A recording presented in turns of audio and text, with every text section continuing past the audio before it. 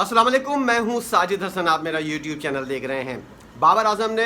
Mustafi ना होने का फ़ैसला किया है और एक सहाफ़ी की उनसे थोड़ी सी बातचीत हुई है। उसके अंदर बाबर आजम ने जो मौक़िफ़ इख्तियार किया है, जो जवाब पेश किया है, जो अपने बारे में बातें बताई हैं और जो जो मुश्किलात उनको वर्ल्ड कप के अंदर पेश आई हैं, उस तमाम तर सूरत हाल के ऊपर उन्होंने बात की है। बाबर आजम के मुताबिक जब मुझे वर्ल्ड कप के बाद 50 ओवर्स के वर्ल्ड कप के बाद कप्तानी से हटाया गया, वॉटएवर किसको भी कप्तान बनाया गया, उसके बाद उनको दोबारा कप्तानी की ऑफ़र की गई और जिस खिलाड़ी को कप्तानी से हटाया गया था वो खिलाड़ी मेरे ख़िलाफ़ हो गया। वर्ल्ड कप के अंदर और वर्ल्ड कप से पहले भी पूरी तनदेही के साथ मैं खेलता रहा, अपनी टीम को जीत की राह पर गामजन करने की कोशिश करता रहा और अपने तौर पर परफॉर्म करने की कोशिश करता रहा, कप्तानी बेहतर करने की कोशिश करता रहा और अच्छी से अच्छी कप्तानी की कोशिश की, दूसरी टीम को हराने की कोशिश की। लेकिन जब हम टीम को हराने की कोशिश करते तो वो वाला ग्रुप जो मेरे मुखालिफ था वो जीत की राह के अंदर जो है वो रुकावट बना। इसकी वजह से पाकिस्तान जो है मुसलसल मैचेस हारता रहा और आपने देखा होगा कि आयरलैंड के ख़िलाफ़ आप मैच हारे, उसके अलावा न्यूजीलैंड की डी टीम के ख़िलाफ़ आपने सीरीज़ बराबर की और उसके बाद इंग्लैंड के अंदर तो आप जीत ही नहीं सके। वर्ल्ड कप में क्या हुआ ये वाली सारी चीज़ जो है ये बाबर आजम ने बताया कि वर्ल्ड कप के अंदर जो है वो जीते हुए मैचेस हम लोगों ने किस तरह हारे। इसके अंदर मेरा कोई कसूर नहीं है और मैंने तमाम तर चीज़ें जो हैं वो वक्तन फ़वक्तन सीनियर मैनेजर वहाब रियाज और मोहसिन नकवी साहब के इल्म के अंदर लेकर आता रहा और मैंने उनको कप्तानी जब मुझे दी जा रही थी उस वक्त भी मैंने ये वाली सारी चीज़ें उन लोगों को बताई थी कि मेरे साथ ये मुश्किलात पेश आएंगी। अब अगर उसके बावजूद भी मुझे कप्तान बनाया जाता है और मैं पूरी कोशिश करता हूँ टीम को जीत की राह पर डालने के लिए और अगर टीम नहीं जीतती तो इसमें मेरा क्या कसूर है, मुझे ज़रा ये बताया जाए। और इस बारे में मैंने गैरी क्रिस्टन जो हैं उनको भी तमाम तर सूरत हाल से आगाह किया था। अज़हर महमूद इस बात के ऐनी शाहिद गवाह हैं और उनको तमाम तर सूरत हाल का पता था। लेकिन उसके बावजूद भी जो दूसरा ग्रुप था यानी कि शाहीन शाह अफरीदी वाला ग्रुप, वो जो है वो जीत की राह के अंदर रुकावट डालता रहा और जिस तरह बदनाम करने के, यानी कि अगर मैचेस हारेगा पाकिस्तान तो बदनाम कौन होगा, कप्तान होगा, यही पूरा प्लान था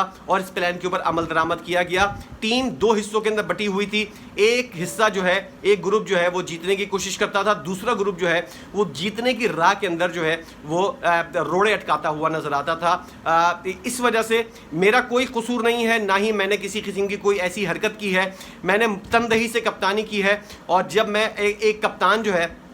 वो अपने बॉलर से ये उम्मीद रखता है कि सही टाइम पर राइट टाइम के ऊपर उनको विकेट निकाल कर दी जाए ताकि प्लानिंग के ऊपर अमल दरामद हो सके। उसके बावजूद भी अगर विकेटें नहीं मिल रही और ऐसे मौके पर जब विकेटें मिलती हैं, जब उसका कोई फ़ायदा नहीं होता तो ऐसी विकेटें मिलने का कोई फ़ायदा नहीं है। बाबर आजम ने अपने तौर पर जो है वो मुकम्मल तौर पर सारी चीज़ें जो है वो दूसरे ग्रुप के ऊपर डाल दी हैं और अब दूसरा ग्रुप जो है वो किसी किस्म की कोई बात नहीं कर रहा है। बाबर आजम ने अपने आप को मुकम्मल तौर पर जो है वो मासूम करार दिया है और उनका ये कहना है कि सारी चीज़ें जो हैं मैं पहले से ही इल्म के अंदर लेकर आ चुका था और जो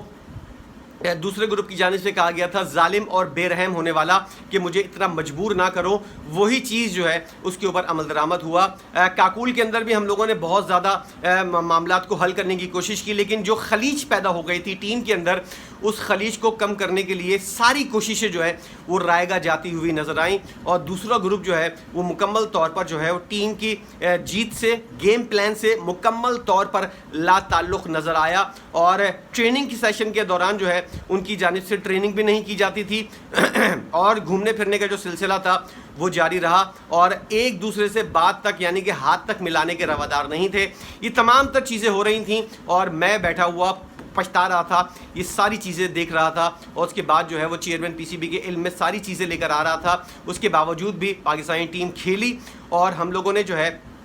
कनाडा के ख़िलाफ़ जीत हासिल की। और बाबर आजम जो जब आपने देखा होगा कि एयरपोर्ट से जब वतन वापस आए उस वक्त और जब घर वापस आए उस वक्त उनका रिसेप्शन कैसा हुआ घर के अंदर, मुकम्मल तौर पर वो अपने आप को जो है वो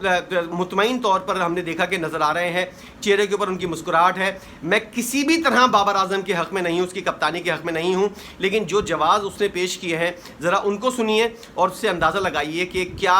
इस टीम के अंदर किसकी गलती थी और कौन सा ग्रुप जो है वो क्या साजिशें करता हुआ नज़र आ रहा था। और बाबर आजम की कप्तानी के अंदर क्या मसाइल पैदा हुए, और गैरी क्रिस्टल ने जो बातें की थी कि अमल दरामद नहीं हो रहा गेम प्लान के ऊपर, खिलाड़ियों को मैच की अवेयरनेस नहीं है, ये सारी चीज़ें जो है ये थीं और खिलाड़ियों ने जानबूझकर जो है, अगर आप गेम प्लान के ऊपर अमल दरामद नहीं कर रहे तो इससे ये तासुर आता है कि मैच अवेयरनेस जो है खिलाड़ियों को नहीं है। बाबर आजम की दो गलतियां जो हैं वो इस वक्त सामने आई हैं। अगर आप कप्तान थे और आपको ये वाली बात पता थी, सबसे पहले तो ये वाली बात है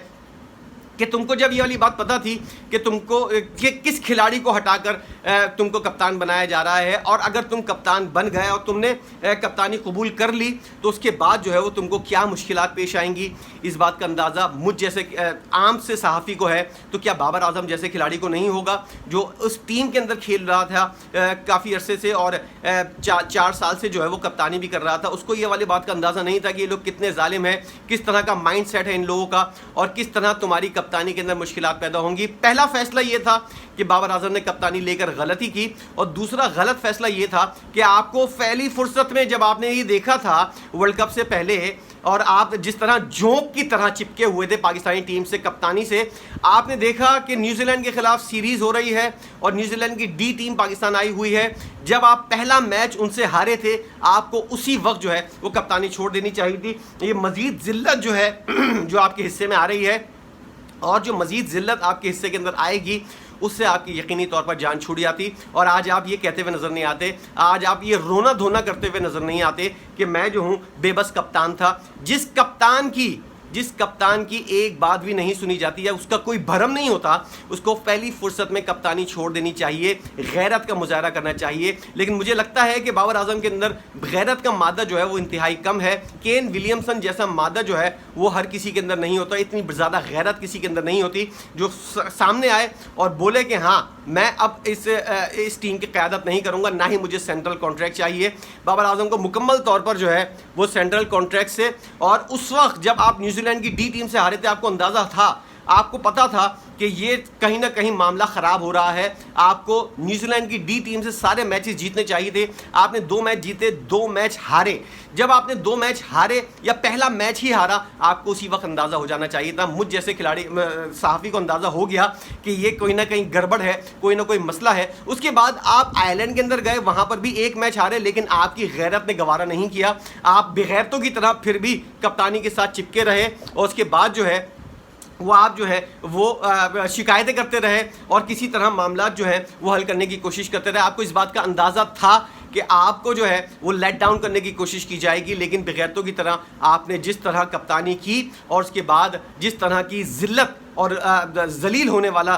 जो चीज़ है आपके हिस्से के अंदर आई, इसके ज़िम्मेदार आप खुद हैं। जो गालियां बाबर आजम को पड़ रही हैं और जो लान तान बाबर आजम को की जा रही है, इसके अंदर मेन ज़िम्मेदार जो है बाबर आजम खुद है। पहली फुर्सत में उसको जब इस बात का अंदाज़ा था, या तो कप्तानी नहीं लेता, और जब कप्तानी ले ली उसको इस बात का शायद अंदाज़ा ना हो। आपको जो ये वाला अंदाज़ा हो गया कि न्यूजीलैंड की डी टीम के खिलाफ भी हमारी टीम जो है, सीनियर टीम जो है वो हार रही है और क्या मसले मसाइल हो रहे हैं, तो उसके बाद आपको कप्तानी छोड़ देनी चाहिए थी, लेकिन आप फिर भी कप्तानी के साथ चिपके रहे। अब आप ये बोल रहे हो कि मैं कप्तानी क्यों छोड़ूं, और मेरा कप्तानी छोड़ने का कोई जवाब पैदा नहीं होता, क्योंकि मैंने जो है अपनी प्रॉपर मुकम्मल तौर पर जो है वो जीतने की कोशिश की। अब मोहसिन नकवी साहब जो है ऑपरेशन करते हैं, सर्जरी करते हैं, टांका लगाते हैं या फिर ऐसी मरहम पट्टी कर देते हैं, इस बात का अंदाज़ा जो है आने वाले दिनों के अंदर होगा। बाबर आजम ने अपना फैसला सुना दिया और ये वाली बात भी कही है, मैं बांग्लादेश के खिलाफ सीरीज़ के लिए मुकम्मल तौर पर दस्तयाब हूँ, फिट हूँ और अपने तौर पर प्रैक्टिस कर रहा हूँ। जो लीग है जिसके अंदर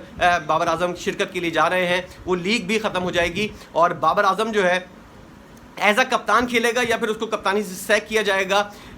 इस बात का फैसला जो है वो मोहसिन नकवी साहब करेंगे। एक ऐसा कप्तान जिसकी अपनी टीम के अंदर गिरफ्त नहीं है, कोई भरम नहीं है, और ना वो खिलाड़ियों को यकजा कर सकता है और ना खिलाड़ी उसके साथ काम करने को तैयार हैं, ऐसे खिलाड़ी को फिल फॉर मुस्ताफ़ी हो जाना चाहिए था। लेकिन बाबर आजम ने इस तरह की बेगैरती का मुजाहरा किया कि वो टीम के साथ चिपका रहा, और अब जो गालियाँ पड़ रही हैं, जो कुछ भी हो रहा है, वो बाबर आजम उसका खुद जिम्मेदार है। इसलिए किसी किस्म की कोई ऐसी रहम वाली चीज़ जो है वो नहीं होनी चाहिए। आपको मौका मिला, 4 साल आपको पहले मौका मिला, उसके बाद 6 महीने आपको ये वाले मिले, आपने मुकम्मल तौर पर फ्लॉप कप्तानी की है, और उसके बाद अब आपको इसका सिला मिलेगा। और दोबारा अगर आपको कप्तान बनाया गया तो एक बहुत बड़ी गलती होगी। एक ऐसे खिलाड़ी को जो इतना कमज़ोर है, जो टीम को यकजा नहीं कर सकता और सिर्फ शिकवे शिकायत करता रहता है, ऐसे खिलाड़ी को कप्तान बनाना जो है वो पीसीबी की बहुत बड़ी गलती थी। बहुत ज़्यादा गलतियाँ मोहसिन नकवी साहब ने भी की हैं। आने वाले कुछ महीने हुए हैं और इतनी ज़्यादा गलतियाँ की हैं उन्होंने, जिससे अंदाज़ा हो रहा है कि आने वाले दिनों के अंदर इनसे कोई अच्छे की उम्मीद नहीं है। ये मज़ीद गलतियाँ करेंगे और इसका खमियाजा जो है वो पाकिस्तानी टीम को भुगतना पड़ेगा। इस तमाम तर सूरत हाल के ऊपर आपकी अपनी क्या राय है? अपनी राय का इज़हार ज़रूर कीजिएगा। क्या आप समझते हैं बाबर आजम जो है वो सही कह रहे हैं और उनका कोई कसूर नहीं है? तमाम तर जिम्मेदारी जो है वो दूसरे ग्रुप की थी जिसके ऊपर बाबर आजम ने इशारा किया है, और जिस ग्रुप की उसने निशानदेही की है सारा कसूर उसी का है। जो वर्ल्ड कप के अंदर पाकिस्तान की बदनामी हुई, उससे पहले जितनी भी बदनामी हुई, उससे पहले 50 ओवर्स वर्ल्ड कप और 50 ओवर्स की एशिया कप के अंदर भी यही कुछ होता हुआ आ रहा था। उसके ऊपर किसकी जिम्मेदारी बनती है? पीसीबी किसको सज़ा दे? ऑपरेशन और सर्जरी किसके खिलाफ हो? ज़रा इस बात का भी आप बताइएगा कि क्या दोनों ग्रुपों के खिलाफ कार्रवाई होनी चाहिए, या फिर एक ग्रुप जो मासूम अपने आप को पेश कर रहा है और दूसरा ग्रुप जो खामोश बैठा हुआ है जिसने सब कुछ किया है, क्या उसको सज़ा मिलनी चाहिए, या फिर दोनों ग्रुपों को सज़ा मिलनी चाहिए, दोनों ग्रुपों को टीम से बाहर करना चाहिए? इस राय का इजहार जो है आप ज़रूर कीजिएगा और बताइएगा। अपना मशवरा, कीमती मशवरा जो आप लोग देते हैं वो ज़रूर दीजिएगा और बताइएगा क्या दोनों ग्रुपों को बाहर कर दिया जाए, नई टीम बनाई जाए, या फिर बाबर आजम को दोबारा, जैसा कि लग रहा है चेयरमैन पीसीबी उनको दोबारा मौका देंगे और एक दूसरे ग्रुप को बाहर करके नई टीम उनके हाथ में देंगे। फिर प्रूफ करने के लिए उनको 2 साल लगेंगे और इसी तरह चलता रहेगा। क्या ऐसा होना चाहिए या नहीं? अपनी राय का इजहार ज़रूर कीजिएगा। वीडियो देखने का बहुत शुक्रिया।